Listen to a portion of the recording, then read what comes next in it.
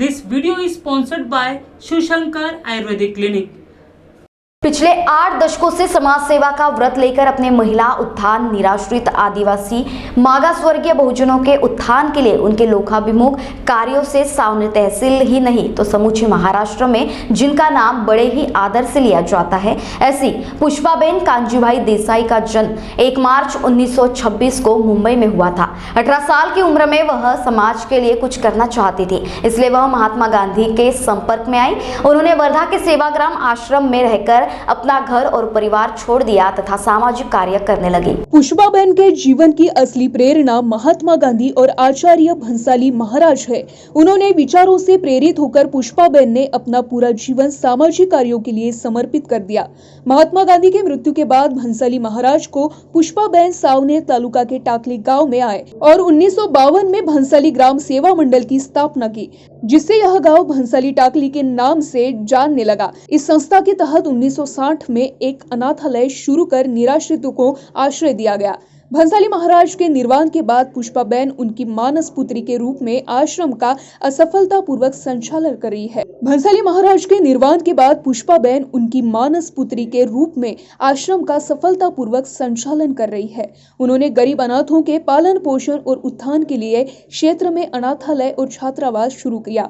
गरीब, सुशिक्षित और जरूरतमंद महिलाओं को रोजगार प्रदान करने हेतु प्रयास किया, जो आज भी निरंतरता से जारी है। ग्राम सेवा की यात्रा 1950 में भंसाली टाकली आश्रम को अपना विश्व मानकर भंसाली बेसिक स्कूल ने 1950 में गरीब बच्चों के लिए अपने दरवाजे खोले और एक मजबूत समाज की नींव रखने में महत्वपूर्ण भूमिका निभाई।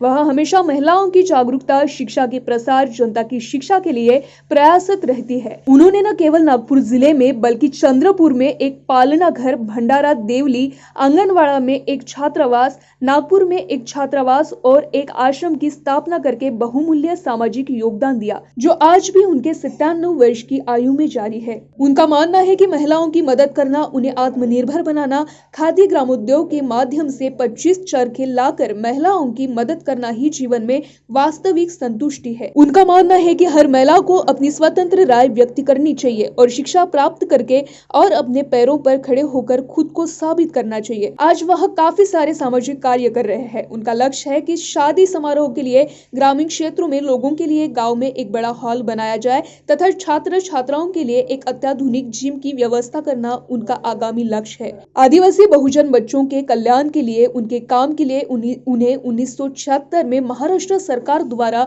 दलित मित्र सम्मान से सम्मानित किए जाने के साथ ही उन्हें अपने सामाजिक कार्यों के लिए अनेक पुरस्कारों से सम्मानित कर उनकी अखंड समाज सेवा के प्रति कृतज्ञता व्यक्त की। विश्व महिला दिवस के अवसर पर भंसाली सेवाश्रम में संपन्न आयोजित में ललिता गहरवार, प्रेमाबेन ठाकुर, खुशाल ढोरे, नरेंद्र बैस, रेखाताई मोतीलिंगे, सागर पिंपड़े, रामराव पाल, उज्ज्वला गायकवाड़ आदि ने प्रमुख रूप से उपस्थित रहकर इस आयोजन को सफल बनाया। इस अवसर पर ग्राम टाकली भंसाली क्षेत्र में कार्यरत समाज सेवी महिला, आशा वर्कर, बचत गट, अनेक संगठनों से जुड़ी महिला तथा आश्रा के छात्र छात्राओं ने सहभागी होकर यह जागतिक महिला दिवस बड़े ही धूमधाम से मनाया। अंतर्राष्ट्रीय महिला दिवस के अवसर पर ऐसे गरीब अनाथों की इस मां पुष्पाबेन देसाई के दीर्घायु एवं स्वस्थ जीवन की हम कामना तथा उनका कुशल मार्गदर्शन प्राप्त होते रहे, ऐसी कामना उपस्थितियों ने की। जानते थे प्रभु शिक्षा में काम करते, उनको मेरे साथ जो संबंध जोड़ा और बोले आप बहन के साथ रहो, सेवा कार्य में मदद करो, वो मेरे साथ जुड़े। गांव के लोगों ने पहले कृष्णाबाई करके थी, उनके घर में मैं रही, फिर वो मारुति मिस्त्री करके घर छोड़ के उनके घर में रहे, तो भाई के साथ काम शुरू किया और काम शुरू करने के बाद एक भाई ने सागर से आए थे, मतलब कितनी मदद चाहिए आपको। पहले शुक्ला जी आ गए, रविशंकर शुक्ला अनायास, तो जमीन कुछ अपने पास नहीं थी, तो उनसे कहा ये भाई जिसकी ज़मीन है 4 एकड़ चले गए, उसका कोई वारस नहीं, वो ज़मीन उन्होंने हमको लेखी पत्र से दान में दे दी।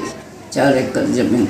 यहाँ से नारियल के झाड़ है, यहाँ कुआं बना, उसके पीछे हॉस्टल का मकान बना लड़कों का, ये लड़कियों का, ये सब ज़मीन मिली।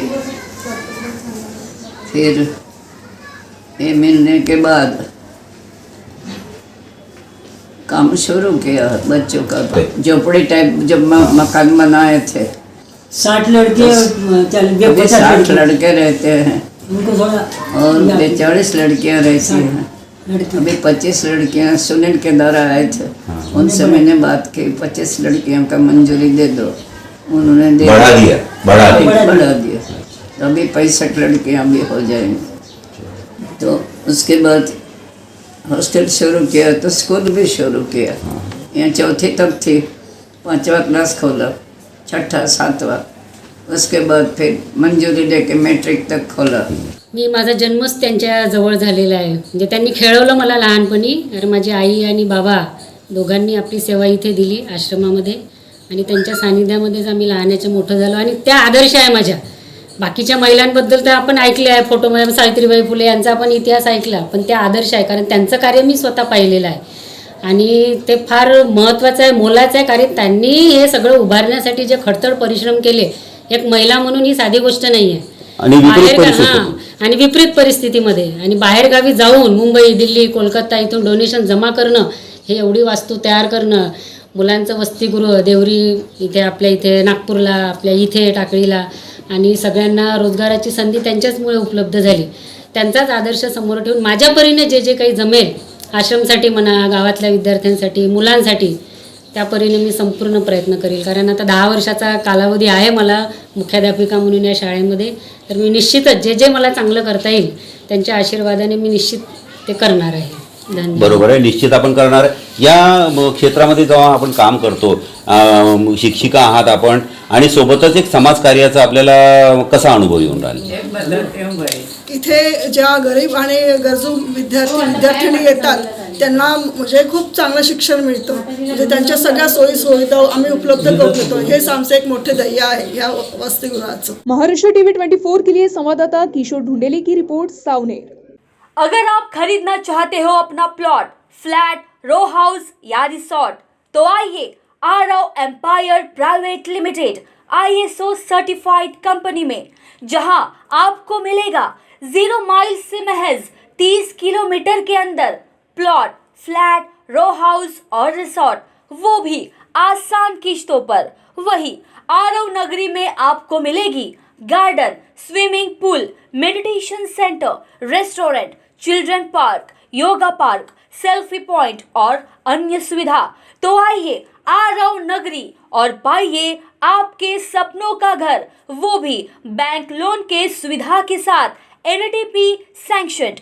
हमारा पता plot number 78, Om Sai apartment, Vidya Vihar, Pratap Nagar, ring road, Nagpur. Contact on 0712 2295 और 7447443370 and 7745042520।